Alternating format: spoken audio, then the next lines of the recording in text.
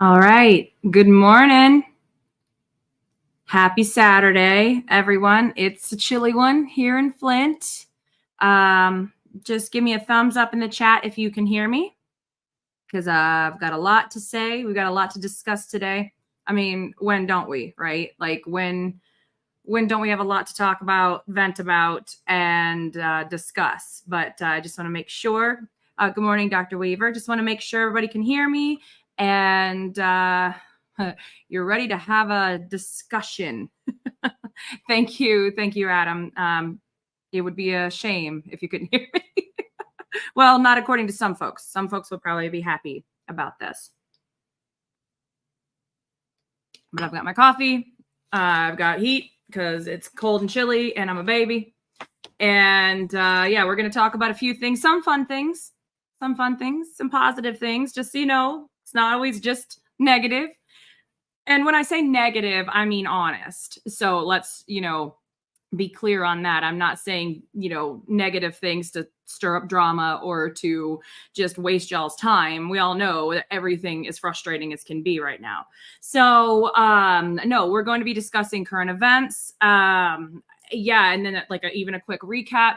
I didn't do the show last Saturday. Not sure if you noticed if it was a little quieter in your Saturday stream, in your feed, but I was actually in Atlanta with Flint Youth. I am a mentor, and Flint Rising is a partner for the Flint Public Health Youth Academy. So they actually wrote several abstracts and published papers, and were actually accepted to present second year in a row at the American Public Health Association. So this is huge. It's amazing.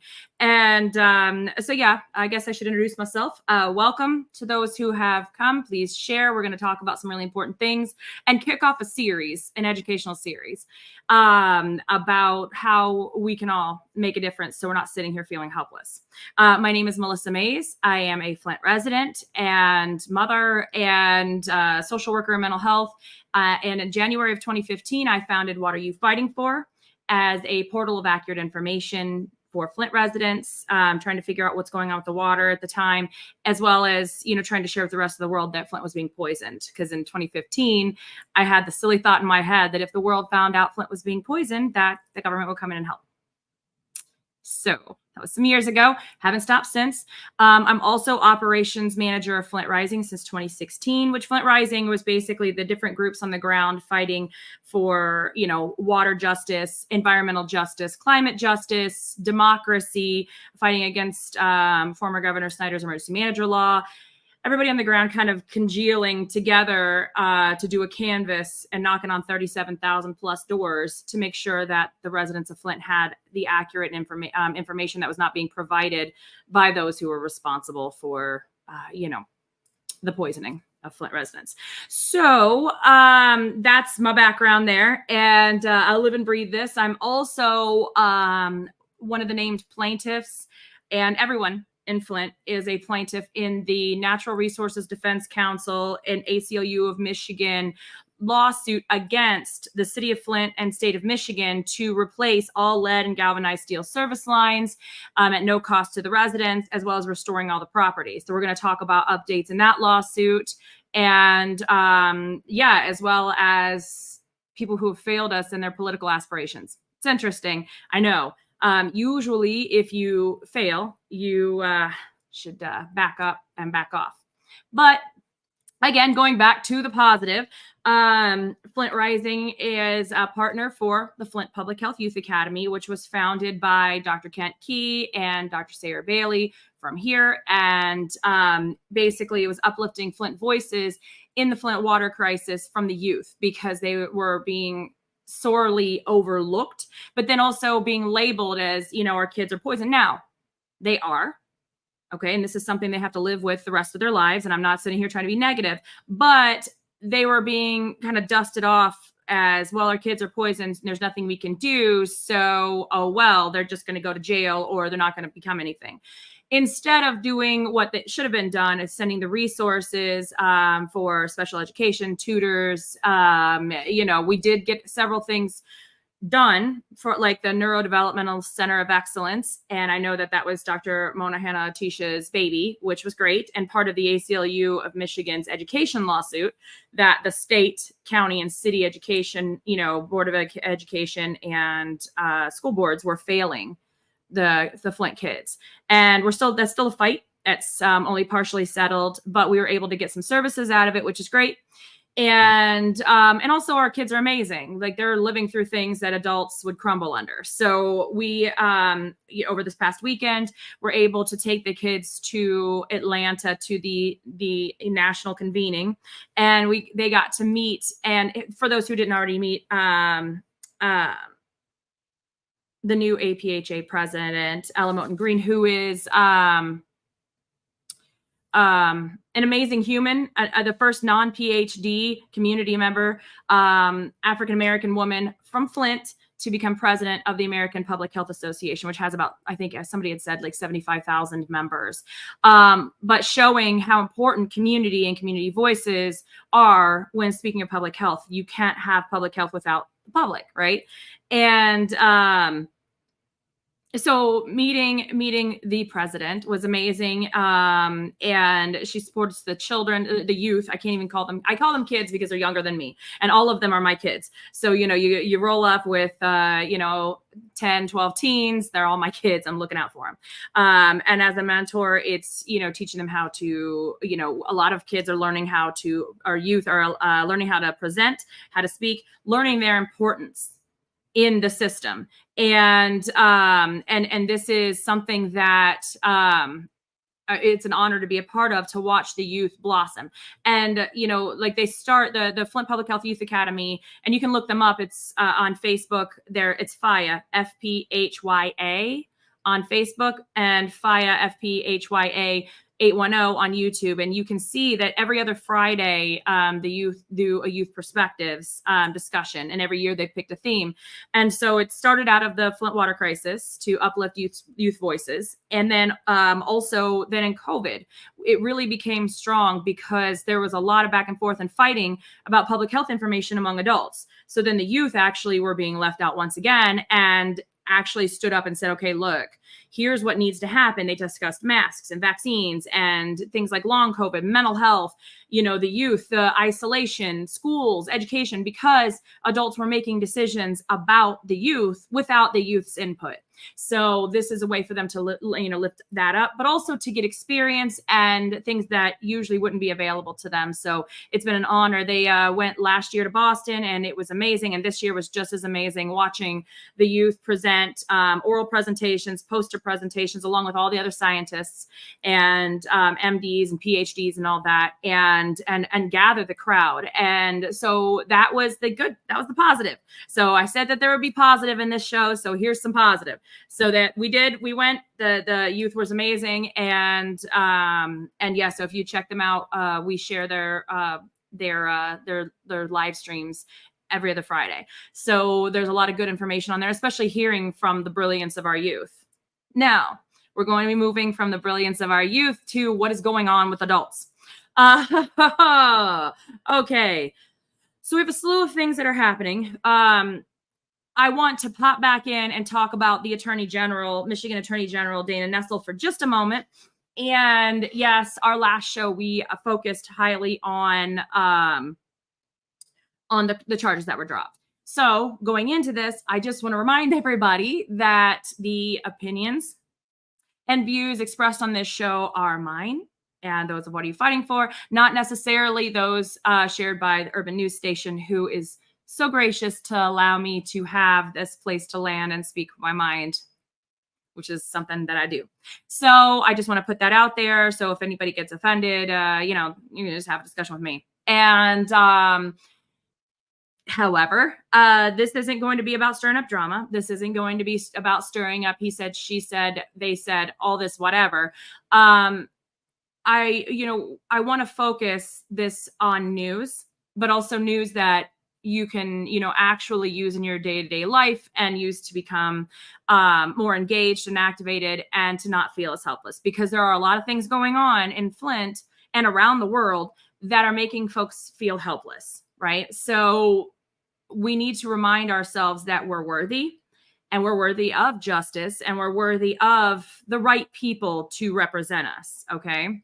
And I'm going to say, in my opinion, we don't have that really at this moment. There's a few folks in there fighting for us and standing up for us, but that's not the majority at this time. Our city council is kind of a mess and going back and forth, and there is a lot of drama surrounding that. I've actually seen clips of other cities having yelling fights at their city council meetings, which makes me feel a little less embarrassed. But also, the biggest thing is to remind our city council, and this is important, every single elected official is supposed to represent you. They're supposed to represent the voter, not themselves, not the mayor, not whatever partisanship they might carry. You know, you voted them in, and so they need to be accountable to you. So I'll just, remind you of that. And so currently, we don't have any active criminal cases because in 2019, the current Michigan Attorney General, and folks were excited about getting in a Democratic candidate, thinking that, okay, well, once we move away from the GOP, who was in charge when the Flint water crisis was kicked off, and the decisions that were made by that party and and the former Governor Snyder's administration are what got us here. But that being said, party doesn't always matter, obviously. Actions matter. Otherwise, we wouldn't be, where we are. And what are we at? 3,900, and does anybody know, like 3,494 days? Yeah, 3,494 days. So if we were to look at, okay, Republicans were in charge and did this to us, so the Democrats are going to swoop in and save us. That's not what happened, unfortunately. It's not what happened to Flint. So we actually had a Republican attorney general at the time who had hired an outside external solicitor general to start investigating in 2016 the crimes of the Flint water crisis, and who was responsible, who did what, and who covered what up. So we go ahead and skip ahead to 2019 when we got end of 2018, early 2019, January of 2019, I believe, we got a new attorney general in, who then fired the at that time current special investigations team and special prosecution team, and all the criminal charges, 59 charges against 15 individuals, were tossed in the trash, including those that were moving forward to trial for manslaughter. So we got promised that justice delayed is not justice denied. And that was a lie, 100%. Basically, the experienced team got replaced with an inexperienced team who had no experience with Flint water crisis, or actually taking the Solicitor General, Fadwa Hammoud, that was appointed by Attorney General Nessel, had no experience prosecuting criminal cases to trial, which you'd think would be, like maybe part one of your, interview resume, that kind of thing. Anyhow, that aside, the cases were completely just annihilated from the get. They weren't filed in the right court. The evidence wasn't protected. There wasn't a taint team to protect attorney-client privilege, and it was a mess. And so basically, after many, and I will say, staged appeals from the Attorney General's office, and I think, it was all for show, in my opinion. It got completely just tossed in the garbage. Basically, the Attorney General's office and the Solicitor General had violated the constitutional rights of those who were accused. And so, yeah, that's kind of a thing in America you don't do. I mean, you shouldn't violate anybody's rights, because obviously then the case is going to get tossed out. Number one, even if you don't care about them and you don't think they should have rights, you still need to do the casework and the investigation and the court work and filings properly. Otherwise, it's going to get thrown in the trash, and we're going to end up with no justice, which is where we are now. So a lot of us got excited when we saw this headline, and what it was right here. It says 8 Republicans introduce articles of impeachment against Democratic Attorney General Dana Nessel. So the first thing is like, oh, this happened right after the criminal charges, right? And so you get excited. We got excited. I will tell you this right now. We got excited at first when you read the headline. I mean, not so much about the 8 Republicans. In my mind, the Flint water crisis is not a political crisis. At least it shouldn't be made political. Clean, safe, affordable water and public health should be a human issue, not a political issue, but that's not what we've got, because Flint has been used in this political tug of war and finger pointing mess, since the beginning, basically. And that is what we worry about. And at Flint Rising, and What Are You Fighting For? We work with other communities that are going through disasters. And that's one of the first things that we discuss, is that when it becomes a political battle and a finger pointing, show, then nothing happens. That's when the progress stops. And when one side wants to point fingers at the other, and honestly, both sides should be responsible for helping people and getting them out of crisis mode and helping them to find a recovery.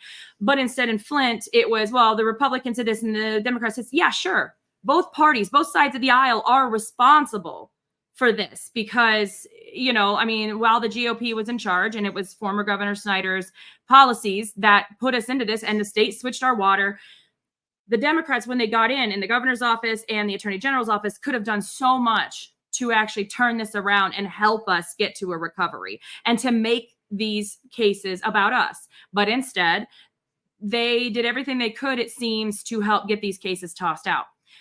So we're angry in Flint. We are, there's a sense of hopelessness. A lot of people want to give up, which of course in Flint we don't, because we're tough. We are just an incredible type of, just group of folks. There's a lot of people. We've been through a lot. And when you've had to fight every single day of your life for even the smallest of resources, you're going to fight.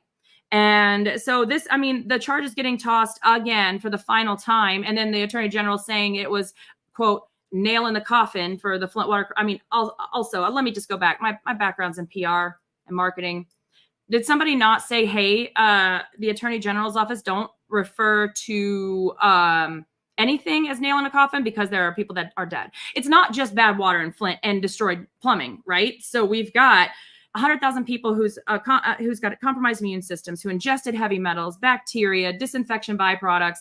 So our bodies are changed. We have folks who have miscarried, who have had stillbirths, fetal deaths. We have had people who've died. We've got a cancer cluster going on right now. With the compromised immune systems, we've had a lot of people died of Legionnaires.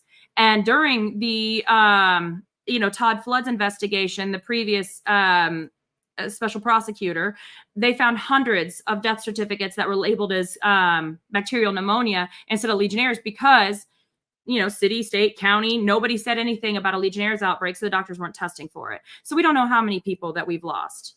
During COVID, we had one of the highest case fatality rates because we have compromised immune systems. So again, we've lost a lot of people, okay? And so for the attorney general to refer to this as a nail in the coffin, there's tone deaf, and then there's that, right? Okay. So with all the things that the attorney general's done, like not talking to residents, not getting residents involved, not properly doing, anything in this case, when you see headlines like this, especially right after the cases get tossed again, and for the final time, you see articles of impeachment against Democratic Attorney General Dana Nessel. It's like, oh, okay, great. These 8 Republicans saw what was done to Flint residents and what was done to our chance at justice, and they're going to file articles of impeachment. Well, okay. So no. So once again, Flint gets used, or the timing gets used to uplift other people's agendas. Okay. So if you read through this mess, and I know it's tiny print, but you can look it up, and I can put the link in the chat. If you read it, you'll see some familiar names, people that may have had something to do with voting machines and illegal access and things like that. But you'll see names in there that were big on overturning the election, okay, in 2020. And that's where red flags come up. So this is when we got to kind of look and be like, okay, I'm excited about this, and I'm excited about the title, and I'm excited that somebody's going to be like, hey, let's hold this, very powerful elected official accountable. Okay. So it's exciting, right? But then you look at who is doing it and what the reason is, and it's not because of Flint's rights being violated and that the attorney general had not protected the evidence and had followed proper procedure. Like I said, criminal cases 101, that kind of thing. it's not any of that. It's because they still say that there was ballots that were from dead people. Just the things that had been debunked in these counties previously. So this is unfortunately a disappointment. But this is why it's important to read the articles and not just share them out, because yes, this headline was exciting for us because it's like, hey, great, good. Somebody's going to hold her accountable. Well, no. And so there needs to be something. And also it's not going to really go anywhere because the caucus and the folks just, they don't have the support. But it is something to be very careful about, to make sure that our tragedy, the Flint water scandal, the deaths, the loss aren't being used as a prop for somebody else's, political agenda. And that's what we've been seeing. So that being said, that was a disappointment, but it happens. It happens. People are like, oh, well, check this out. All right, look. No. All right, so back to justice. And again, we are just, have not given up on trying to find out what we can do and who will actually work to hold the Attorney General, Dana Nessel, accountable, and Fadwa Hammoud and Kim Worthy accountable for this, without going into now we got to overturn the election from 2020 as we're rolling into the next election in 2024. So do not use Flint as your stepping stone for your political mess. All right, we've got enough of our own. Thank you. Okay, now back to the main issue at hand here in Flint. So it says concerned pastors. Well, Ron Fonger, look, man, the concerned pastors say there's new evidence that Flint failed to complete the service line work. Now, let me just explain this real quick because people get upset. And then I saw that somebody sent me a clip of a lady that was asking who appointed the concerned pastors to represent Flint. That nobody, and that's not what that is. So let me explain this. She also said that where's Melissa Mays? She's silent and quiet. I'm gonna tell you this: my entire life, nobody's ever told me I was quiet.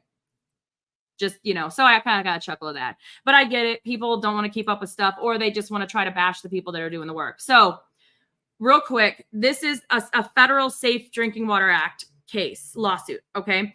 That's, it covers the lead and galvanized steel service lines. It does not cover the mains or the interior plumbing because it's all filed underneath the federal Safe Drinking Water Act law. Okay. Which is very specific about who can file a lawsuit in what court and for what. So this one is not a money lawsuit. This is not the class action lawsuit. This is not a civil lawsuit. This is not a criminal case, right? This is just to get the city and state to come into compliance. It's a compliance lawsuit. There's not money floating around like the Mayor Neely had said. He had said, oh, well, there's $895,000. If you check on our YouTube, and if you check, and look through previous videos, you'll see that about a month ago we had one of our attorneys at the Natural Resources Defense Council, Sarah Tallman, came on the show with me to explain what's going on with the case, where we're at, and to answer questions. And there's also, and I can put this up, an NRDC FAQ for Flint. And that's where you can look up, but also you can reach out to them at any time. Like they're amazing. They have been amazing. So I'm going to put in the chat about the FAQs, and this is very, very important that anybody share that and read what's going on with that. So this specific lawsuit, the Federal Safe Drinking Water Act lawsuit, it can only be filed under specific circumstances, especially filing against a government, because we sued. Well, we had petitioned the EPA in, I believe, September of 2015 and asked for them to come in and help. And we got crickets, right? And so the city and state were still cheating on the test for the lead and copper rule testing. They were still using loopholes like pre-flushing and different stuff that we've actually gotten taken out of the process and then banned in our state lead and copper rule and Safe Drinking Water Act, because the state of Michigan in 2018, the residents got together with the actual good experts and forced a change in our laws. And we have the strongest in the country, the strongest Safe Drinking Water Act and lead and copper rule in the country. And we're working on the federal one right now. And again, any day now, the federal government, the EPA, they're going to release the new version of their law. And I'm going to need y'all to help with me and to jump with us. And there's going to be information with Flint Rising, educational sessions to help everybody get ready for public comment. But that's coming down the line. They said it's going to happen around Thanksgiving because why not? Like anybody else doesn't have anything else to do, but we'll see. And it's to try to strengthen the law that has not really been, updated since the 90s. So we sued under that law. Now, to be able to sue under the law, you have to, and I know this is super exciting and I get it, but I just want to make sure this is clear because the media doesn't always make it clear like it should. And it's always to incite and get clicks and whatever. And I get it. But we don't do the drama here. So we might do boring stuff, but it's always information you can use to fight back and to empower yourself so you can, push back with some power, right? With actual facts, because that tends to throw them off. So under the Safe Drinking Water Act, the only people that can sue, if you're going to take a Safe Drinking Water Act case to court and sue, the government, municipality, you have to show that there is a current and future danger, because again, this doesn't settle any kind of past harms. That's what the civil cases and the class action cases are supposed to do. This is an enforcement lawsuit, so it's starting now and forward. You have to show that there's a danger. The only the way that you can sue is if you have directly impacted Flint resident, at least, or directly impacted resident, at least one, which was me. And then also a group that can represent all of the city, the impacted city, or area, which again, in Flint, it's the entire city. It doesn't matter where you live, you're all connected to the same water system. So it's all of us. And then that group has to not charge dues. And it has to be free to join, and it has to be something that can represent all 100,000 Flint residents. Well, so the one thing that we have a lot of in Flint is churches. And so the concerned pastors were already a group that was not a not-for-profit group. Just you don't have to pay dues to go to a church. So anybody can walk into a church across Flint and say, I'm a member. So that means you're covered. So you're included. So your voice is included in this lawsuit. So again, the concerned pastors are not representing everybody, like this lady had said on her live stream. It was basically a way to get all Flint voices included. Because again, even if you're not religious, you could walk into a church and say you're a member without paying dues. Those are very specific, odd, but specific law requirements to be able to file. So the Natural Resources Defense Council, their attorneys, and the attorneys of ACLU of Michigan got together. We worked this out, figured out how to be able to file and to sue to basically remedy what's going on with our water. So one, saying that, you can't, the city of Flint and state of Michigan cannot do what they did in April of 2014 and switch our water without proper testing and without, consent and notification, all the things that were not done in 2014. And at that time, the state was trying to force us to go to the Carragandi pipeline, which is the now Genesee County Drain Commission water. And our mayor at the time, Dr. Karen Weaver, had stood with the residents, listened to us, and our push against the more privatized pipeline. The more privatized you get, the less recourse you have when things go wrong, and they put profit over people, and we've seen how badly that can go. So basically that explains why. So no, the concerned pastors are not representing Flint residents. It's because anybody can walk into a church and say you're a member, so your voice matters. And we took depositions, knocked on doors. And so we've had, for anybody who didn't go to any of the hearings that we'd started in 2016, we had Flint residents from all over the city testifying. And so that way everybody's voice, and we're still taking depositions. We're still taking, comments and information from the residents. And that's what's helped keep this going so strong is the residents. So it's not the concerned pastors or Melissa Mays representing Flint. Nobody elected us. No, it's not that at all. It's not how that works. And there's no money involved. Everybody's asking about the $895,000 that the mayor had talked about. And had he actually read the FAQ, he would know that that was attorney's fees that the state had, or the judge had said the ACLU of Michigan and NRDC had turned in at that point in time, which was March of 2017, $2.4 million in actual expenses, legal expenses, filing expenses, paying for experts and all that great stuff as you do. And they said, the judge said, okay, well, the state has to pay back $895,000 of that $2.4 million. Okay. Great. Okay, so that's typical. So no, I didn't get any money because I'm not an attorney. I just have a lot of them and I listen and go to a lot of court, and the pastors didn't get any money, none of that stuff. So everybody wants to do the whole, messy mess. Let's just go with the facts here. Anyway, so when you see titles like this, it's right. It's inflammatory, but it says concerned pastors say there's new evidence. And the thing is there's not even new evidence. So basically we had November 13th, which was 5 days ago. We had to file yet again with the federal judge saying that the pipes aren't replaced. Basically back in February, the federal judge had said the city has until August 1st, because this is after years of missed deadlines. The excavation, meaning digging the hole, checking out to see what the material is of the service line, and replacing it if it's lead or galvanized steel at no cost to the residents. So the excavations were supposed to be done. Actually, the work was supposed to be done in 2020.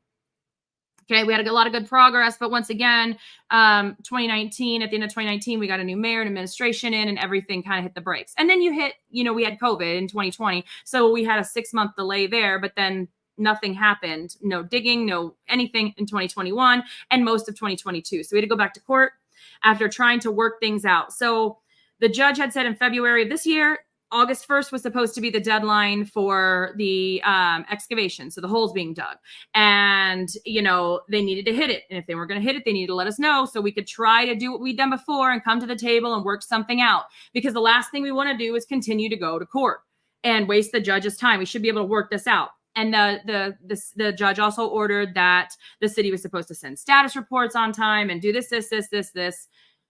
So all these things aren't happening. And it personally seems like this mayor just threw up his hands when he got into office and said, I don't care whether it gets done or not. And for whatever reason, I don't know. You would think that, yes, you didn't start the Fast Start program, Mayor Neely.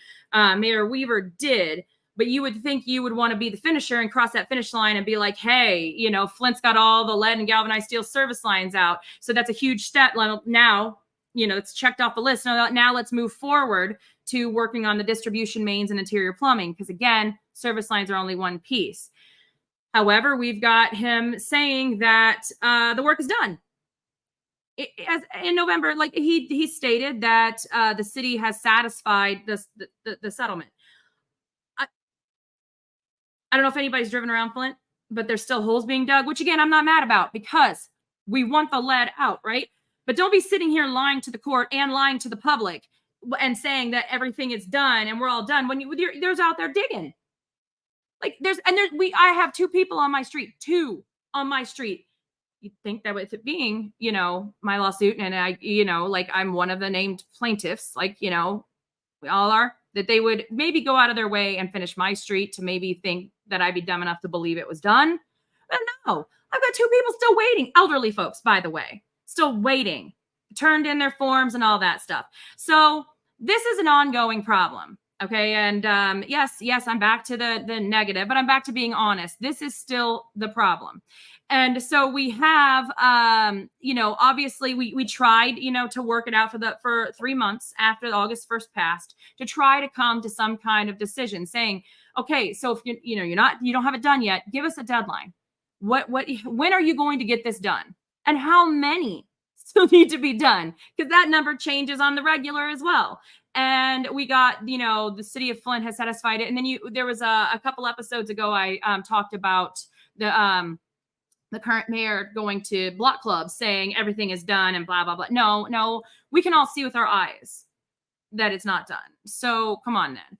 Anyhow, so there's this article saying this. And so we had to file. And it says the concerned pastors new motion says that in advance of the August 1st deadline, it sent Flint officials a list of an additional 335 addresses where the city's reporting had not yet shown completion of excavation work.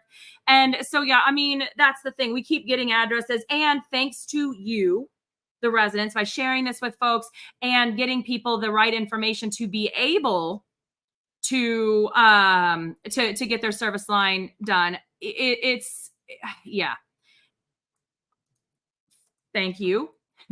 We're able to see, who hasn't done. Hi, Vicky. Yeah, I agree. So I'm putting in the chat right now If your service line has not been inspected, excavated, replaced, and property restored, please contact the city of Flint and Rowe. And we have the phone numbers here. I don't know if it'll pop up on this. Oh, it does. There we go. And behind it, I've put up the consent form because, again, they're trying to say that people aren't consenting, and they're trying to say that, oh, well, no, we keep, making all these appointments and people aren't showing up to their own homes. Right. So, so in order to fight back and to push back on this, we need everybody to speak out. So basically, call to, if your house has not been excavated yet, call 810-410-1133 and or email gettheleadout, all one word, at cityofflint.com. But also please copy the attorneys at the Natural Resources Defense Council on that email and send it to them as well, flintpiperemoval@gmail.com. They collect the information and the addresses, and they'll check the records. And if your house has been done, they'll let you know. And if not, they're going to push the city to say, why not? Why not? And so, and also there's the website here, cityofflint.com/gettheleadout. That's where you can find this consent form that's up here. And I'll make sure that that's in the chat as well. And you can download it, or you can fill out, the online form. Oh goodness. And you can, basically get that done, because if you don't, they're going to try to say that, no, no, they didn't turn in their consent form, which there should be no need for this, because at this point in time, the work needs to be done. It needs to be getting done. In other cities like Benton Harbor, they got it done. But this is the whole point, is to try to blame it on the residents, right? That's the way it's been. It's our fault. It's our fault. We didn't. And now they're trying to say like people aren't showing up at their own houses. And yeah, I mean, we're getting lied to. So Vicky, you're not wrong. I mean, and also too, yeah, the idiot thing. It's Vicky said we are governed by idiots, crooks, and liars. It's not smart. I mean, I'm sure there's some kind of like personal political motivation or agenda. Again, to also go out there but to lie to the people that supposedly elected you, even if they didn't, you're responsible for their well-being. You are the mayor of Flint. If you have political aspirations, you would think that you would want to have a success under your belt, and, that your people are happy, the people that you're supposed to be looking after. Now, I say this because this thing happened. So our current Congressman, Dan Kildee, is going to be retiring. He's not going to be seeking re-election in 2024. And so the next day, we got this. Flint Mayor Sheldon Neely expresses interest for the U.S. House to take Dan Kildee's place as he retires. Now, I don't understand this, because here's again, Melissa May's personal corner. When Sheldon Neely was on city council, he voted to go to the Flint River. He made a video of our completely outdated water treatment plant that the former head of the EPA said nothing should have ever been treated there. He did a video saying that this is one of our assets in Flint. No, it's not. And it came out too that we didn't even have the right equipment to put in corrosion control or protective chemicals. And some of the chemicals were just dumped into the water through a hole in the floor. So that's our asset. Yeah, I don't think so.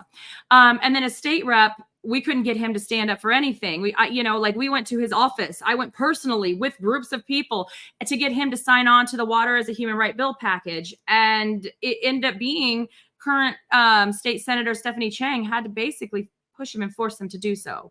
And he didn't sign on to any of the quality things. The only bill he really signed on to was the notification. You get notified 3 days sooner that your water's being poisoned, which then, of course, we did that even faster. We put in a better one in 2018 with the, the whole state lead and copper rule. So didn't help a lot with the, until cameras came and stuff with the water crisis coming out, wasn't listening to it.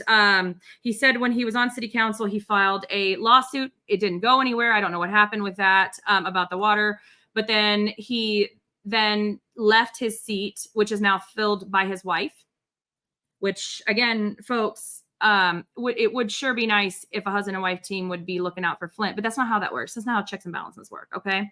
So we have his wife sitting in the state rep house seat. And then we have Sheldon Neely as mayor. And as mayor, again, and I'm not even just talking about the water. We can talk about the no action taken on the water shutoffs. Basically, we pushed Governor Whitmer to stop the water shutoffs and push for reconnection during the shutdowns of COVID, because how are people, kids, adults supposed to be able to wash their hands as instructed by public health officials during the COVID outbreak and the pandemic if they don't have running water at home, especially since the kids aren't going to school anymore. People can't go to work. You're inside your home, right? The only thing we really got from Mayor Neely was a 9 o'clock curfew, because apparently COVID only came out after 9. But there were 1,200 people that were still shut off, didn't get their water turned back on, and we had to go to city council to try to fight to get people's water turned back on. So we weren't getting that listened to. Currently, there was an estimated back in August, $17 million in WIN funds, which is the federal money that Obama had sent, former President Obama had sent before he left office in 2016. And it's not been used because the pipe replacement and restoration program's not finished, obviously. And so we've had to push for 2 years now to get the city to file for renewals of this money, so we don't just give back millions of dollars while listening to the mayor say that we're going to be in. So that doesn't make any sense. I don't know why we're broke when there's money coming in left and right. There's ARPA funds that should be going to the residents. Nobody should have their water shut off because they cannot afford to pay the bill, which is happening across the board. The mayor has been pushing that. And so basically, we still have water shutoffs. We still have people going without. We still have people without housing, food. Our electricity is really high. We don't have enough services in the city of Flint, and there's a lot of money coming in. I mean, that's the only positive thing of COVID, but is that there's federal money, the ARPA funds, the Families First Act.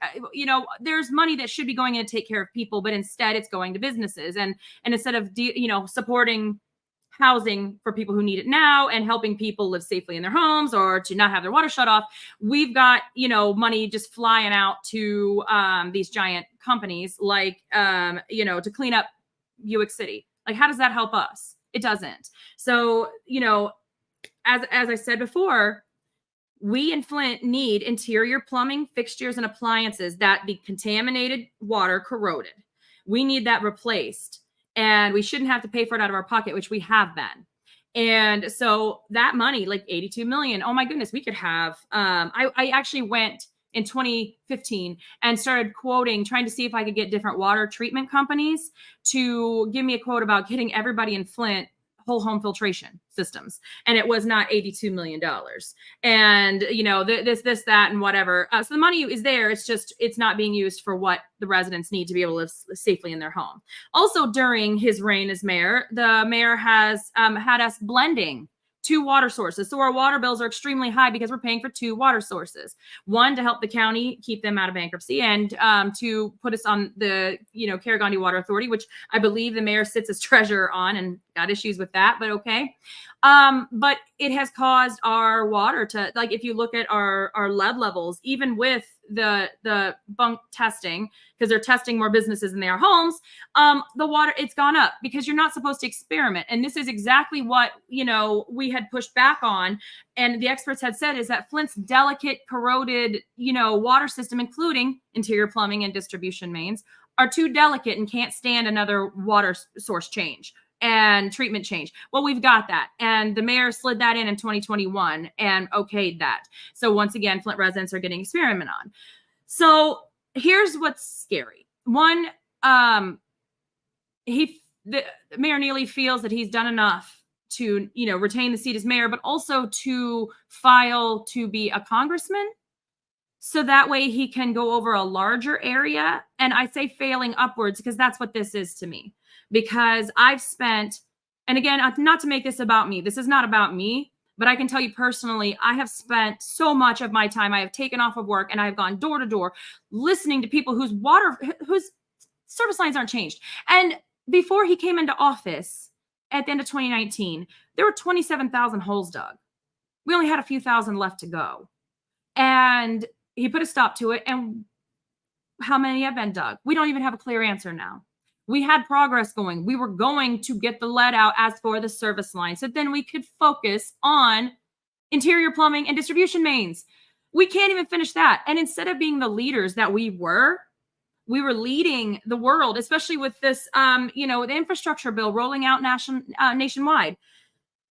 We are the leaders. We started this. Flint, of course, made history by fighting back and, winning in court, winning the Safe Drinking Water Act case. It was the first time in history that residents had sued and won a case against a city government or a state government as well. And to get the service lines replaced at no cost to us. We actually helped change the laws. We helped change the way that things were looked at. And we changed the way the world looks at their tap water because it's been out of sight, out of mind for too long. And, we've learned the hard way that when water's treated like a commodity, people die. So we've done everything we can to try to prevent that from happening everywhere else and to stop it from happening to us. So under Mayor Neely's leadership, I should air quote that, we've gone backwards. We do not have all the work done that should have been done in 2020. We do not have the properties restored, and it's in the thousands. And then they're saying there's 2,200 declinations. And when we start reaching out to people who are on the they said no list, the decline list, we're hearing that nobody had contacted them. So there's something to be said about leadership. There's something to be said about sitting in a seat that people trust you to do the right thing. And so I want to make this, I just want everybody to be aware about this is people who go into office to only do things for themselves do not need to be in public office. They do not need to be taking political dollars and, donations from, whatever to take a seat and not do the work for the people. So let's just keep this in mind because I've spoken with somebody that I do look up to, and we're going to start a series on let's learn what those seats mean. And we're going to learn why you should vote and also what to expect and how to hold these people accountable. This is going to be an important series that I hope you'll stay with us for. And it's going to be former Mayor Dr. Karen Weaver and I discussing, that's how we're going to kick it off with discussing what a mayor should do. What's expected of a mayor? What's expected of these people? Because if we don't know what's expected of them, we don't know how to hold them accountable. We can only sit here and be like, oh my God, what just happened? But if we learn all the way down to school board, up to drain commissioner, federal and state houses and senates, if we know what's expected of those seats, then we know what to expect of the person whose rear ends are sitting in them. And we will know how to hold them accountable because this has just gone on. It's a political mess for too long. And hopefully that might inspire some of our youth and some folks out there listening to run for office. Because, big money's causing a lot of problems for us, the people. But again, the people make up the majority. So let's try to get the 90 to 98% of the rest of us to get together and say, hey, no, this ain't about it. So we need people who are going to be doing things to harm us to elevate their own status out. So I am, again, I've spent so much time fighting this mayor instead of working with this mayor on getting the lead and galvanized steel service lines out that it's disgusting. And the fact that he would want to rise up to a higher seat to have more control over a larger area of Michigan, yikes, but also our federal programs that we need when he's not even present for our city's needs. Or hasn't shown up to any of the meetings for the lawsuit, for this pipe replacement lawsuit, and is going out there telling people that the work is done when it in fact is not. No, that's not okay. So again, this is alarming, and I don't mean to be an alarmist, but now is the time, everybody. Now is the time that we do exactly, Adam, the legislative education. Yes, it's not exciting, and no, we're not sitting here doing, drama-y type things, and no, we're not going to be like calling names and whatnot and this and that. I mean, I'll try to make jokes, I try to make jokes to try to relieve the tension. I'm trying to think of something right now. But at the end of the day, I want to help us all get together, put our heads together and say, how do we fix this? How do we fix this in a permanent way? Because we have the power. It's just along the lines we forget it, because we are trying to survive and we're trying to deal with the increased cost of living and not increasing wages. And we're trying to deal with the loss of healthcare and all of this stuff, the loss of benefits for people. But if we stick together and have each other's backs, we're going to be able to do this. We're going to be able to stand up together and make permanent changes, and to make sure that those seats that represent us are filled with people that actually represent us. And so again, this is In Flint with me. I am your host, Melissa Mays, and I appreciate you spending an hour with me on a Saturday, and share this information out so that people understand. Again, talking about, people using us for their political climbing. We'll just say that. Flint's better than that. We're worth it. We're worth justice. We're worth clean water. And we just have to get up, and stretch a little bit and get together, learn the facts, and push forward and fight. And I get it. It's not exciting. Maybe I'll have some cool graphics or videos or something, and I'll work on my jokes for next week. Let's just say I was tired this week. But remember, all of you are amazing. Don't forget to check out the Flint Public Health Youth Academy. Be proud of our community and our youth. And it'll give you hope too for the future. It's like, wow, they're doing great things, and they're going to be the ones, that are going to have to clean up this mess. Yikes. Sorry. But anyway, you all are amazing. Thank you for sticking with me this week, and stay tuned for the legislative education series, because I think we're going to learn a lot, but it's going to give us the tools to fight back and make change, and to protect ourselves from, nightmarish situations. We've already been through enough. But I just want to thank you all again. Please share. And please, follow us on, What Are You Fighting For? Flint Rising, the Urban News Station group. And again, take care of yourselves and be safe. Okay. All right. And again, from Flint, in Flint, I'm Melissa Mays. Have a wonderful weekend.